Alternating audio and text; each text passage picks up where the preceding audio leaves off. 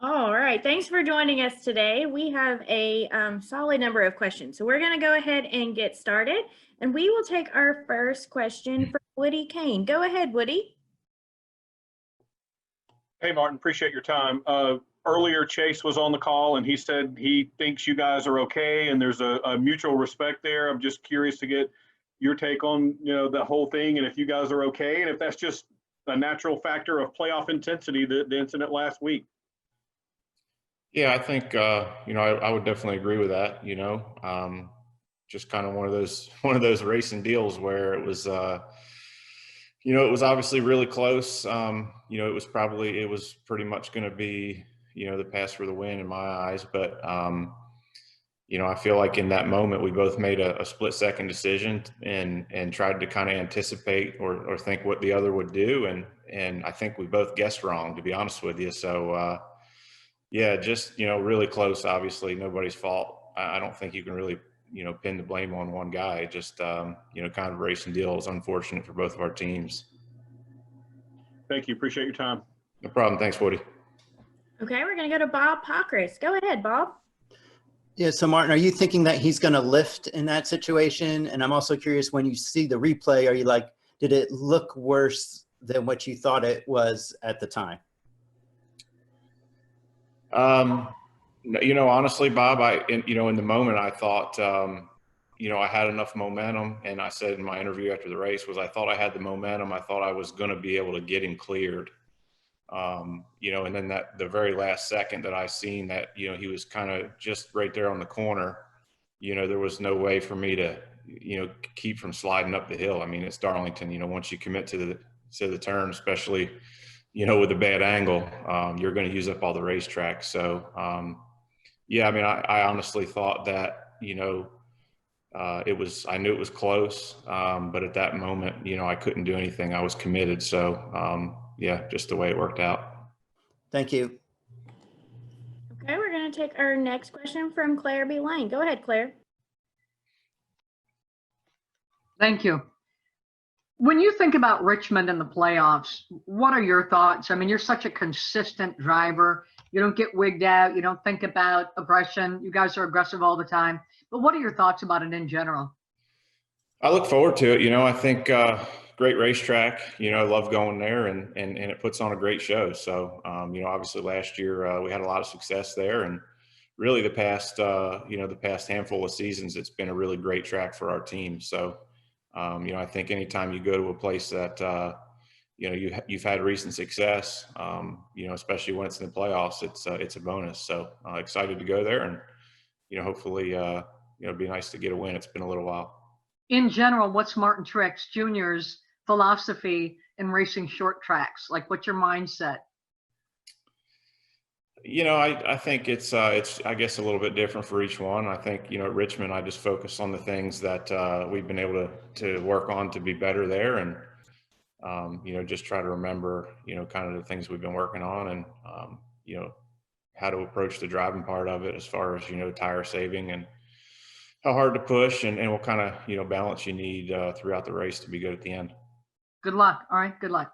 Thanks, Claire. Yeah. Okay, we're going to take our next question from Nick with the Richmond Suburban Newspapers. Go ahead, Nick. Good afternoon, Martin. So you have been undefeated in Virginia across the last four races, Martinsville last two, and Richmond, of course, sweep last year.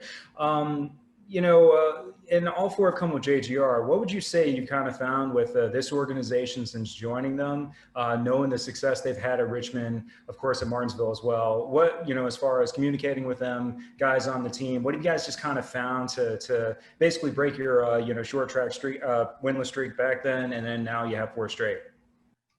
Yeah, I think it's just, it's kind of a deal where we got to working on certain things and, trying to get the car to do certain things that I like it to do, and working with the same group of guys for a few years there. Obviously at Furniture Row, it kind of began, and being able to go to JGR with basically the same race cars and a lot of the same people, and just continue really to work in those same directions in those same areas. So. I think, short tracks are places that are very unique, and, things that have worked in the past, typically you can carry through and, and use them for seasons. So just the things that we've been working on, you know, for me particularly, I guess, not only the way I drive, my style, but, you know, making the car complement that. And obviously, you know, great team and great race car. So it's really just a matter of putting all the pieces together and continuing to refine on them over the years. Okay, we're going to take our next question from Marty with ROC Sports. Go ahead, Marty. Thanks, Amanda. Hello there, fellow Martin. Hope you're doing well, man. First Good, off, thank I like you. the deer you got in the background. That's pretty cool. Thanks. I want to ask you about the news that came out earlier this week, Auto Club being reconfigured into a short track. What's your take on that? I actually just heard it yesterday, I guess. My crew chief let me know. I hadn't seen anything about it, so I don't know. I mean, I'm kind of a little bit sad, I guess. You know, I really enjoyed California Speedway.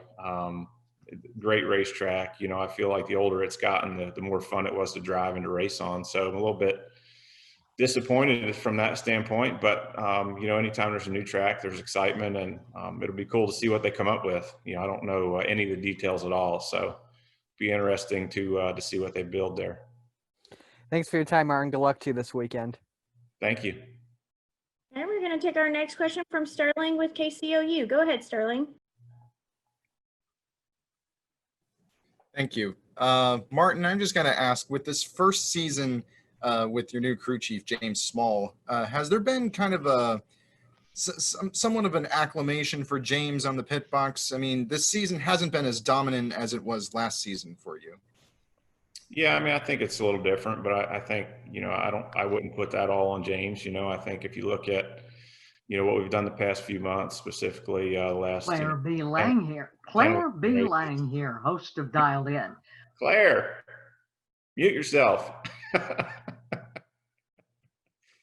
But yeah, you know, I mean, I wouldn't put that all on James. It's just been one of those seasons. I feel like, you know, for us, you know, we went through some struggles here and there a little bit early on, and you know, when we came back from COVID, the break there, it was things were so different. It took, you know, a little bit of getting used to, and you know, we were doing a little bit of experimenting, and it wasn't going really well for us. We were a bit inconsistent, but you know, we kind of got back to our normal stuff, and you know, the last, I guess, 11 races or whatever have been, you know, feel like we've, you know, been the top 2 or 3 car every week and had a shot at winning a few, just like last week, and they just haven't worked out. So we've had a bit of bad luck this season for sure. But you know, I feel like James has done a great job. He's done everything I could ever ask him for, and you know, I feel like he's, you know, done a great job, and I don't know that there's anything he's really missed. So from that standpoint, I feel like it's been good. I think we're definitely still getting stronger, and have yet to show our real potential. So I'm pretty excited about that. Thanks, Martin. Good luck this weekend. Thank you. Okay, we're going to take our next question from Lane. Lane, go ahead. All right, thanks, Martin, for taking a couple of minutes with us today. This is the first time the new short track rules package has been used here at Richmond. What is in your guys' history, in your notes, that tells you, that makes you confident that you guys can unload fast here when it's the first time for this rules package here? Well, I mean, if you go back to 2017, 2018, 2016, it was all, you know, it was all low downforce then. So, I mean, it's basically back to what it was then.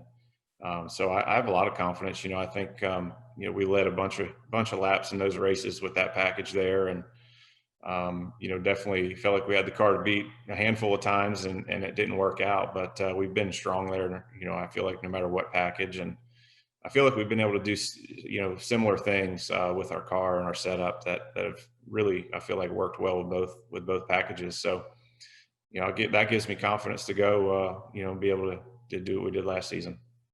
Thanks, Martin. Good luck this weekend. Thank you, sir. Okay, we're going to try to squeeze in one more question with Martin. Lee Spencer, we'll go to you for your question. Super. Thanks so much, Amanda.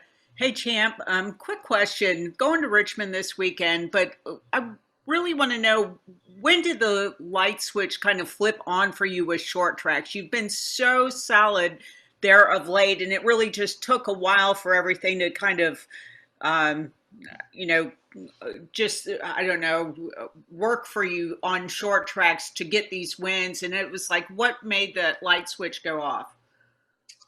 You know, I know it looks like that, because of, obviously, so many races without winning, but I feel like it wasn't ever really a light switch. I feel like it was a work in progress. And, sometimes it's hard to see, how close somebody really is. And, all those Richmond races for, 3 or 4 seasons, even back to, my days at MWR, running really well at Richmond and being in position to win there, and having some things happen. So, it's just really just a culmination of things I talked about earlier with, the team and the cars and the driving style, and just, continuing to refine all those little things. And, there was never really a magic wand or any special thing that we did. It's really just a combination of things.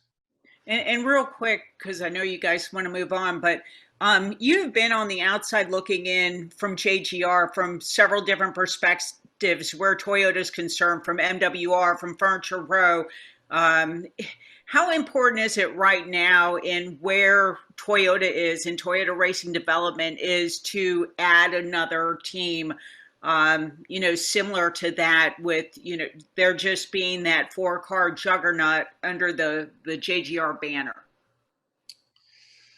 Well, I mean, I don't know. I can't really speak for them on what their, plans are, or what they, would like to see in a perfect world. I know from being partners with them for so long, and I know they want to expand. I know they want to have more cars. I think it, would make us stronger for sure, especially when we go to super speedways. But I think they're always looking at all their avenues to get some more teams together, and we'll see what the future holds. Appreciate your time, champ. Thanks, Lee. All right, Martin, we appreciate your time, and we wish you the best of luck this weekend in Richmond. Thanks, Amanda. Thanks, everybody. For everyone who is still with us, we will next be joined by Kaz Gralla. Kaz will be joining us, followed by Matt McCall. So once again, if you have a question for Kaz, go ahead and raise your hand. We'll do our best to get to as many questions as we can in the amount of time that we have. We'll let you know when he's in the room.